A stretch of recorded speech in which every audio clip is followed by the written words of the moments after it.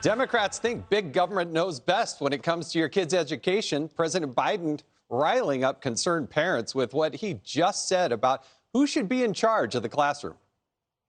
Today, there are too many politicians trying to score political points, trying to ban books, even math books. I mean, did you ever think, even your younger teachers, did you ever think when you'd be teaching, you'd be worrying about book burnings and banning books?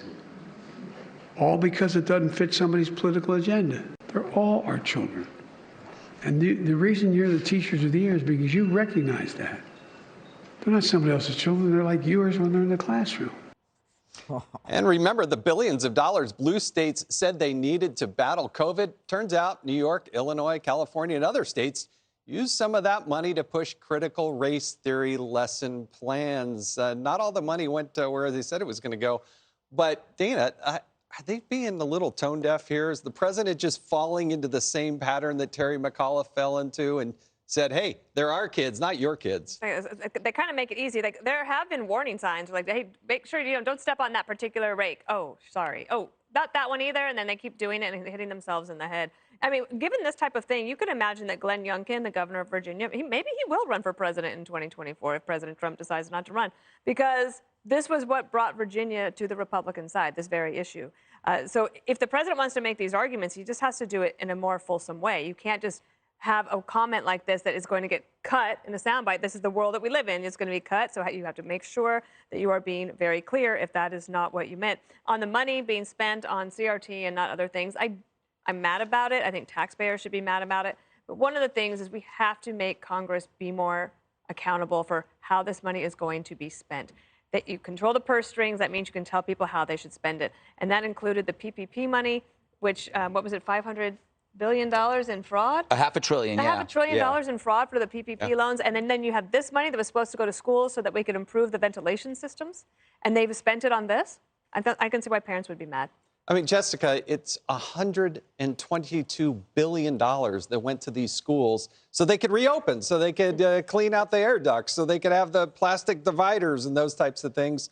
And then they're out there doing the very thing that is riling up so many parents, reason the parents are leaving the Democratic Party.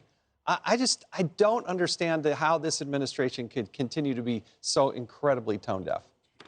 Well, I'm interested in actually seeing, the line from here's $1 and this is exactly where it went to, because if they were supposed to go to the school system, and I think that there's good reason to think if it is a curriculum that it employs some degree of critical race theory, but you're using it to bolster the school facilities and to pay teachers and keep classrooms clean and whatever, that I guess it could technically go to that. But I'm sure that was clearly not the intention when that money was allocated to those 10 states. In terms of Biden's comment, I think we all understand what he was trying to say. And I don't think that it was anywhere close to what Terry McAuliffe said, which was that parents have no role in what's going on with teachers or what goes on in the classroom. Biden was making the point that you as parents would actually want teachers to feel the same way that you do about their kids, to care for them, to be nurturing them, to be taking responsibility for them and providing a great service. I don't think it's the same thing. But to Dana's point, everything gets cut up. Everything is going in an ad, and that's not something we can afford to do. There was a big Wall Street Journal piece, I think Michael Bender did it, where he interviewed Democratic voters in New Jersey who don't know who they're going to vote for because of masking kids in schools. And they're just saying I have to, as they say quick in my ear. Sorry, anyway.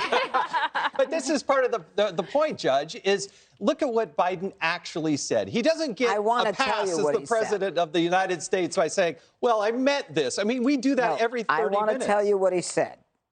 The children are ours when they're in the classroom. They're not somebody else's children. Wrong.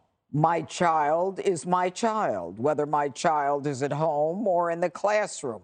They are not your children. They are always my children. I give you the right to have them in the classroom because I elect to allow them in the classroom. I elect to have them taught in a public school. And I find this so incredible that Biden is saying that the teachers are really the victims here. Teachers are being unfairly targeted. That's a quote from Biden in the culture wars. Are you kidding me? The teachers are the ones who said the parents were the terrorists, and the Biden administration and the FBI ran with it.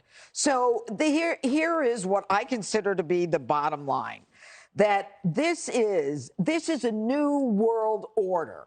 We're now going to bring in the children into part of the government. They're ours, and we're going to decide what to teach them. And you parents, we're not going to tell you about it. But if you find out about it, it's still none of your business.